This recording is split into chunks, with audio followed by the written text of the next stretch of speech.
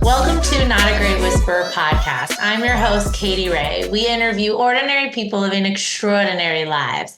I'm a fierce leader in the community trying to empower you to be exactly who you are. And I am joined today with Lisa Hansen. And we have not met in real life. Not yet. But we're basically best friends. So it's a done deal. It will happen. Welcome to the party. Woo-hoo. Thank you. So someone today said to me, I can't with your who are you question, but I love it because I like to hear what people describe themselves as, like what is your first thing that pops to mind? So Lisa, we got to do it. Who are you? Who am I? And the fun thing is whenever you ask me these questions, like sometimes you get a very different answer based on like what's their vibe that day? Like, what are they feeling? What are they like feeling really connected to? I am Lisa Hansen. I just came from a play date at the park with my kids. So I am a mother of two boys, 6 and 8. I am also a mechanical engineer. I'm also a pastry chef. I'm also a founder. I'm a CEO. I am awesome. And I am How thriving. perfect are your pastries being a mechanical engineer? Oh my gosh. I know. I feel like I need a good pastry right now. There's a local bakery I go to that is so good. As you should. Respect, right? Best croissants in Raleigh. Okay, well, we'll reach out. I love a croissant. Mm-hmm. So what season are you in? Like, what is this season for you? Oh, this is a really good season. This is a head down and working, but also feeling really fulfilled. So I've definitely gone through a lot of seasons, including some really hard and frustrating ones, which has led me to where I am. You know, when you go through those hard ones and you figure stuff out. And so back when I was a pastry chef, I was really struggling. And like let's back it up a tiny bit more, if you're okay, Katy, is I had always dreamed, like I was 6 years old and dreaming of owning my own bakery one day. Like this was my life goal. And I worked my butt off. What does it look like as a 6-year-old though? Sorry for interrupting, but like where did you dream? Did you dream about donuts? Did you dream about pastry? Like what does this dream look like as a 6-year-old? Okay. Very colorful. This is legitimately, I opened a restaurant in my bedroom when I was in kindergarten. And I had my parents come in and sit, you know, like the tiny little tables and chairs. They sat on those and I had my little like pad. I wish you could see the video. And I had like a little pad to take orders on. There's like 2 things on the menu. It was like French toast and pancakes because that's all I could make. And let's be honest, I didn't make those well at the time. And they paid, like they ordered and I went and made them and I brought them back and they paid like a nickel each for their breakfast. And I was in heaven. Like that's one of my core memories. Oh my gosh. How cool is that? So because people say like we have a little kitchen, like they play restaurant stuff, but you legit were like legit. Like, and they paid. That's the important part of having a business. They have to pay. Okay, now go on, do your thing, engineering, all of it. But I just had to hear 6-year-old Lisa. I need to know for sure. And that is one of those for sure core memories. So yeah, I had like a really windy road to get there, but it was all very intentional. The engineering first was going to then pay for culinary school, which it did. And then I graduated, taught my class from culinary school and started my own bakery. So at this point, I have literally achieved my vision board. Think of like your adult lifelong vision board, married with 2 beautiful kids, engineering degreed and experienced, culinary from the top culinary school, running my own bakery. Like I had everything, Katy, but I was so frustrated. I felt unsuccessful. I felt unhappy. I was having the same conversation every night with my husband. Why am I not happier? Why am I not fulfilled? Why do I not feel successful? And that was really hard. Like, can you imagine literally achieving everything and then being like milestones and everybody tells you to hit these milestones and life is great. And it's like, no. And it wasn't it. And so I dug in and did the research, went to conferences, podcasts, prayer, scriptures, book, like all the things. And I got introduced to this thing called core needs. And I realized very quickly that I had been meeting my goals, but I had not been meeting my needs. And it was less about what I was doing and more about understanding who I was. And I get chills every time I say that. because it's so important that we understand who we are and what motivates and drives us. And as soon as I understood that, who I was and what I was doing made sense. And I realized that so much of the frustration was coming from comparison and doubt and fear. And that when I knew who I was and I knew how to meet my core needs, I became confident and I was excited and I felt successful and fulfilled and whole and happy. And so I kept running the bakery, but I realized, as you do when you have these epiphany moments, right, Katy? Like once you realize something and then you look around and the whole world looks different. And I realized that there was so many women struggling where I once was. And I now had this like deep, clear, easy answer. So I started to, I cannot give myself credit. I felt really prompted to teach in a share conference, but I was scared. Like, did you have that before you started the podcast where you're like, oh, wait, me? Me? Me? Yeah, I mean, when I was in front of workshops more than the podcast is like self-fulfilling. I love hearing people's journeys because I think it's important we share it more. When I started sharing my journey, I was like, oh my gosh, like and stay on stages and stuff. But yeah, I've had that feeling. Yep. You have it. And then you push through. You realize I'm going to do this, do it scared. Right. So I booked a venue and hosted the first women's conference. It was in San Antonio. And at the time it's called San Antonio Women's Conference. It was ironically February of 2020, right before, like 3 weeks before the world shut down.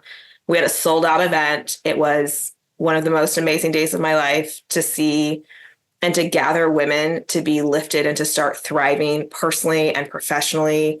And then since then, we've shut down the bakery and we've moved full steam ahead with Thriving. It's been rebranded to Thriving Women's Conference, along with Thrive Coaching. So a lot of one-on-one helping women to know who they are, to know what their core needs are and how to meet them, to understand their personal definition of success. So back to the original question. No, I love it. I am truly thriving. I am growing, which always is a challenge, but it's the challenge that's fulfilling for me. And I just feel so good and so confident and so happy with where I am and how life looks and feels right now. And that's honestly what you needed. Yeah. And so do you mentor coaches to be a part of the Thrive Coaching Network, or is it just you working one-on-one? How does that look? That's a great question. Have you talked to my husband recently? Because he asks me. Oh, no. Yeah, right now I work with. I was like, I've never talked to your husband, but maybe. But you and him are aligned. So I work one-on-one with clients right now, and he has been suggesting that I work with coaches and train them to be certified in Thrive Coaching, so that they can teach this as well. But it's not there yet. Super powerful, but okay, I put that in the universe for you. You're welcome. Thank you. I appreciate that. You're so welcome. But I think that is important, right? When you have a message that so clearly impacts people, it's good to get the word out, right? Not to keep it all free. And of course, bandwidth, right? Capacity. Because part of your thriving is having the time with the kids on your schedule. And, so it's kind of understanding that, like, what does time look like? How do we impact? So tell your husband we can put up a business plan for you. We'll write it up, figure it out, go from there. How have you noticed as a mom, right? I've loved this freaking study of how important it is to have a happy mother in your house, right? Like, that's fulfilling themselves. How has that changed for you? How have you noticed how it's changed now being in this season? It's been huge. It has been a huge change in our home, in our family. When you're feeling frustrated, like I used to be really close to anger all the time, and I would be triggered all the time. And I'd find myself yelling and then going through that cycle of like guilt and remorse and feeling like a bad mom. That happened a lot more often than I'd like to admit. And now that I understand myself, right? So I understand more of those triggers. I understand what I need. I understand how I like to meet those needs. And this is like very tangible and practical. Like I need to accomplish things. That's part of that need of growth. my need of certainty. Like I want to have a plan. I want to feel like I'm in control of certain things, but I also want to feel like I'm providing for my kids. And so these get very technical and tangible. That's so not a word. Again, engineer, not English major.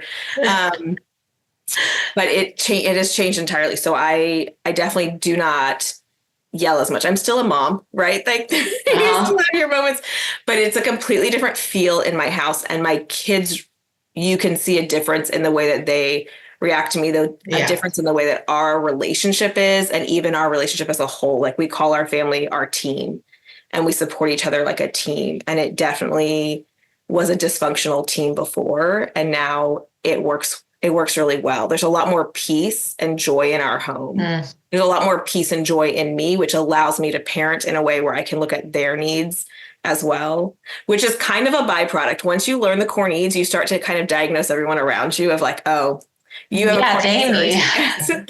It's fun to be able to read my kids and recognize some of their needs and be able to cater to those as well. Yeah. So that's a very insightful question, because it's been a massive change in our home and in the feel of our home and in our relationships and connections. Oh yeah. I mean, 100%.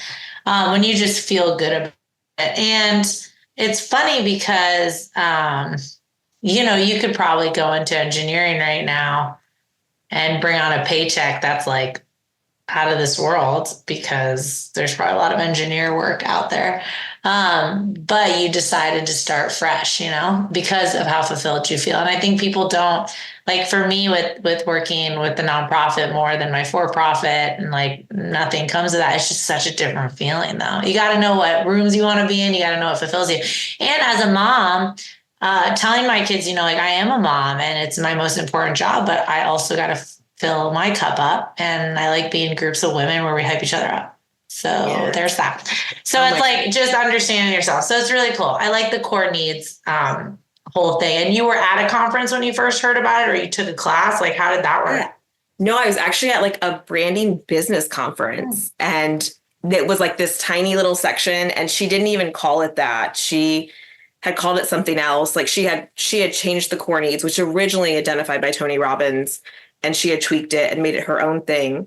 And so I went home and was trying to research it, and then realized it was based on his core needs, but I couldn't find any information. It was like, there is no course. How do I do this? Right. So then I started studying them myself, and through my own experiences, like extrapolating. So the program that I teach is something that I've completely developed based on this very something that works for you, right? Yeah. So it's your framework. And then you're now in North Carolina. The Thriving Women's Conference is there. Now, do you have like a vision to go into more states, or are you kind of like to keep it there so people come to you? What's that? Yeah. So interesting that you ask. You're getting juicy details today, Katie. I'm getting downloads. Oh, yeah.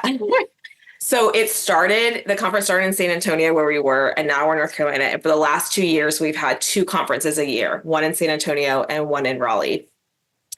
And it is growing so much that I feel like I'm not able to execute at the level and the quality that I want. So this is the first year that we are doing Raleigh only. We actually haven't announced that publicly yet. Cool. Happy to do that here though. So it'll be in Raleigh on October 16th and 17th this year.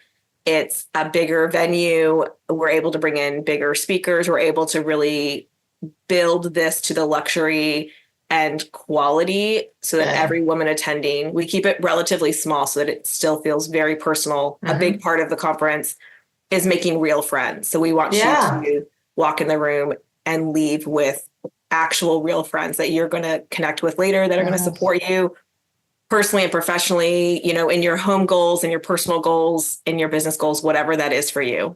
And what do you cap out at? So to make sure your intimate feel is still there while you're getting tangible items. So we have our VIP night is only about 40 women. That's awesome. That we do a lot of like one-on-one. We have a thing we created called speed friendshipping.